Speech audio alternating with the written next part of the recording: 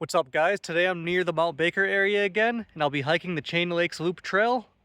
It should be a 7-mile round trip trail with a lot of good views of Table Mountain and some other lakes as well, like the Bagley Lakes.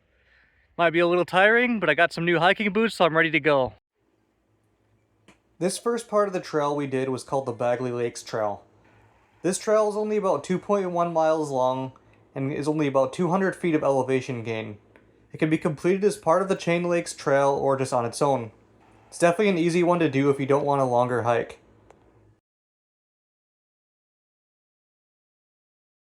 Alright, so we just did a quick 2-mile side quest around Bagley Lakes. It wasn't steep at all, so I would definitely recommend taking that trail, good views. But now it's time for the real hike, Chain Lakes Loop. Let's hit the trail. Now it was time to start the real Chain Lakes Loop Trail. And compared to Bagley Lakes, this trail was much harder, as it required us to climb 1,800 feet. And on this day in particular, it was freaking hot. Alright, so we've already went up a couple miles, but see that there? That's where we have to go.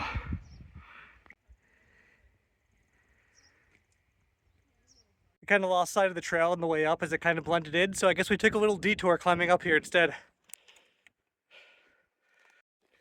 Alright, it was treacherous, but we finally made it up here. Now we're going to finish out the back half of the loop going down to Iceberg Lake and some of the other lakes before heading back to the parking lot.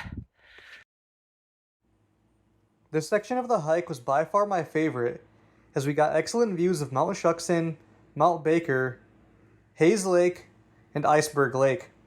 And I even got to go for a little swim. Some people think this lake is a little too cold to swim in since it's glacier water, but honestly, those people just need to eat some protein. The section of the hike was definitely the easiest as most of it was downhill, and there was even some campsites down here for those of you that would want to backpack out there.